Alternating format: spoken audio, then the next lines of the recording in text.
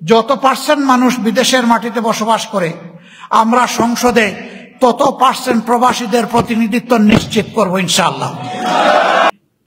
আমরা তাদেরকে বলি রিমিটেন্স যোদ্ধা। তা আপনি যারে বীর বললেন, তারে আপনি বীরের মর্যাদা দিবেন না? কিন্তু মর্যাদা না দিয়েই একটা বায়বীয় শব্দ দিয়ে বিদেশিদেরকে শান্ত রাখতে চায়। আমরা সিদ্ধান্ত নিলাম যে বিদেশিদের সবচেয়ে বড় অধিকার তাদের নাগরিক ভোটের অধিকার, এটার জন্য আমরা লড়াই শুরু করব। আমরা আওয়াজ তুললাম, ভাবলাম যে আমাদের দেখা দেখে অন্যরাও এগিয়ে আসবে, বলবে এই দাবিটা নিয়ে, কিন্তু আসে না। আসবে কিভাবে? কেউ কেউ তো বলেই ফেলে প্রবাসীদের আবার ভোটের দরকার কি?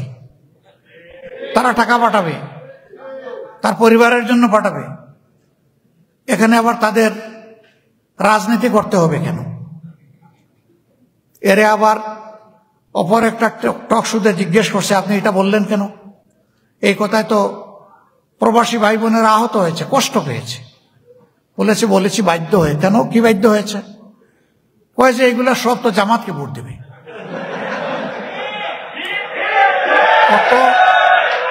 কত সংকীর্ণ মনা, কত সংকীর্ণ মনা হলে এই ধরনের সংকীর্ণ চিন্তা করতে পারে? ফকিরের মন নিয়ে রাজনীতিতে আসতে বলছিল কে? বিভিন্ন দল আছে, মত আছে, আমরা সবাইকে সম্মান করি। আপনারা মেহরবানি করে নিজের ভোটটা নিশ্চিত করবেন, রেজিস্ট্রেশন, এবং যত বাংলাদেশি প্রবাসী নিবাসী এখানে আছেন তাদের সকলকে ভোট নিশ্চিত করতে সহযোগিতা করবেন। এটা দেখবেন না সে কোন ধর্মের কোন দলের, আমরা সবার অধিকারটা দিতে চাচ্ছি। এই অধিকার যদি প্রতিষ্ঠিত হয়, এটা ভোট নয়, ইনশাআল্লাহ এটা বেটো হিসাবে কাজ করবে আপনাদের জন্য। এটি হবে আপনাদের হাতে বেটো পাওয়ার, তখন আপনাদের সকল অধিকার আপনাদেরকে দিতে বাধ্য হবে। ভাববে এই প্রবাসীরা একবার রিমিটেন্স স্টপ করে দিয়েছিল, দেশ কোলাপস করে গেছে, এখন যদি আরো কোনো ডিসিশন তারা নেয়, সরকার টিকতে পারবে না। সরকার তখন বাধ্য হবে আপনাদের ন্যায্য সমস্ত অধিকার আপনাদেরকে ফিরিয়ে দিতে। আজকে এখানে যত দাবি তোলা হয়েছে, আমি পরম শ্রদ্ধা এই দাবিগুলোর সাথে একমত পোষণ করলাম। আমি কথা দিচ্ছি আল্লাহ তাআলা যদি আমাদেরকে হায়াত দেন, বাঁচায় রাখেন, তাহলে আমরা ক্ষমতায় গেলাম কি গেলাম না, এ ফয়সালার মালিক আল্লাহ রাব্বুল আলামিন। আমরা এটা তার উপর ছেড়ে দিলাম। আমরা যাই না যাই, এই দাবি আমাদের দাবি। যদি আল্লাহ তাআলা আমাদেরকে দেশ পরিচালনার দায়িত্ব দেন সেবক হিসাবে, এ দাবি আপনাদের ইনশাআল্লাহ দ্বিতীয়বার আর তুলতে হবে না। এই দাবি আপনাদের বাস্তবায়ন করে আপনাদের পকেটে পৌঁছে দেওয়ার চেষ্টা করা হবে ইনশাআল্লাহ।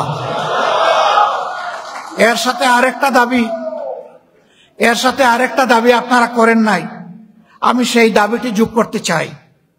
এটি হচ্ছে, আমরা হিসাব নেব প্রবাসে বাংলাদেশের কতজন মানুষ বসবাস করে, কতজন নরনারী, শিশু, আবাল, বৃদ্ধ বনিতা, টোটাল পপুলেশনের সাথে মিলে আমরা হিসাব করে দেখব কত পার্সেন্ট। যত পার্সেন্ট মানুষ বিদেশের মাটিতে বসবাস করে, আমরা সংসদে তত পার্সেন্ট প্রবাসীদের প্রতিনিধিত্ব নিশ্চিত করব ইনশাআল্লাহ।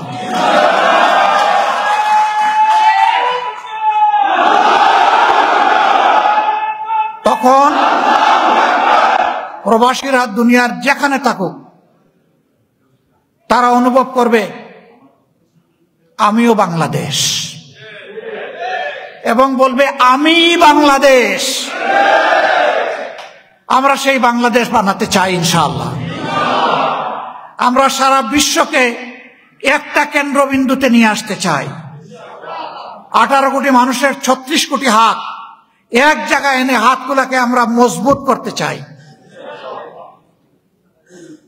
এখানে অনেক তরুণ যুবক বসে আছে, আমরা তাদেরকে অনুরোধ করব, বন্ধুরা, যুদ্ধ তোমাদের, লড়াই তোমাদের শেষ হয় নাই।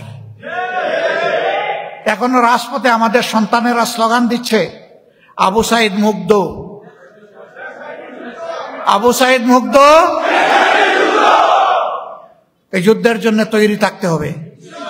বলবেন যে মুরব্বীরা তাইলে বেঁচেই গেলেন, লড়াইটা একা আমরাই করব না। তোমাদেরকে কথা দিচ্ছি, আমি বরাবর বলি, টুপিও সাদা, চুলও সাদা, ব্রুও সাদা, দাড়িও সাদা, এবং আমার এইটার নিচে যেটা এটাও সাদা। কিন্তু আলহামদুলিল্লাহ আমি তোমাদের মতোই একজন যুবক। বাংলাদেশের মানুষের মুক্তির লড়াইয়ে মিছিলের পিছনে নয়, বুক খুলে তোমাদের সাথে সামনেই থাকবো ইনশাআল্লাহ। শুধু আমি নই, আমার সাথীরাও থাকবে ইনশাআল্লাহ। আমরা আমাদের কিছু অগ্রাধিকার ঘোষণা করেছি। আল্লাহ তাআলা যদি তার একান্ত মেহেরবানি, মানুষের ভালোবাসা আর সমর্থনে দেশ সেবার সুযোগ আমাদেরকে দান করেন, আমাদের প্রথম অগ্রাধিকার হচ্ছে ভাঙ্গাচূড়া, বিধ্বস্ত, অপ্রয়োজনীয় শিক্ষা ব্যবস্থাকে আমূল পরিবর্তন করা। যে শিক্ষা মানুষকে মানুষ বানাবে, যেই শিক্ষা প্রত্যেকটি নাগরিককে দেশ গড়ার কারিগর বানাবে, আমরা সেই শিক্ষাটা দিতে চাই। আমরা এখন বসি, দুনিয়ার বিভিন্ন পক্ষের সাথে বসি, তারা জানতে চায় তোমরা কি করবা। আমরা তাদের কাছে জানতে চাই আমরা যা করব সেখানে তোমরা কতটুকু সহযোগিতা করতে পারবা। তারা আমাদের কথা শুনে বলে, অবশ্যই তোমরা যদি এইভাবে আগাতে চাও আমরা তোমাদের সাথে থাকবো, সহযোগিতা করব। আমরা এমন শিক্ষা আমাদের সন্তানদের হাতে তুলে দিতে চাই, শিক্ষার পাঠ চুকাবে, তার হাতে তার সার্টিফিকেট আসার আগে তার কাজ চলে যাবে ইনশাআল্লাহ। হয় সে একজন উদ্যোক্তা হবে, না হয় একজন দেশের সেবক হয়ে সে বিভিন্ন জায়গায় সার্ভিসে নিজেকে নিয়োজিত করবে। যার যেমন যোগ্যতা, তার যোগ্যতা অনুযায়ী সে পাবে। বেকারের মিছিল আর দীর্ঘ হবে না, সেই শিক্ষাটা আমরা এস্টাবলিশ করতে চাই। আমাদের দ্বিতীয় প্রায়োরিটি, আমাদের সমাজটাকে শেষ করে দিল দুর্নীতি, সর্বগ্রাসী দুর্নীতি। আমরা বলেছি এই দুর্নীতির জড় কেটে দিতে চাই, এটাকে উপড়ে ফেলতে চাই। আমরা বাংলাদেশের ক্ষমতায় গেলাম কি গেলাম না, এটাও এখানেও বিবেচ্য বিষয় নয়। দুর্নীতি বাংলাদেশ থেকে বিদায় না নেওয়া পর্যন্ত আমাদের লড়াই চলবে ইনশাআল্লাহ। ইনশাআল্লাহ কেউ আমাদের গতি থামাতে পারবে না, আমরা থামবো না।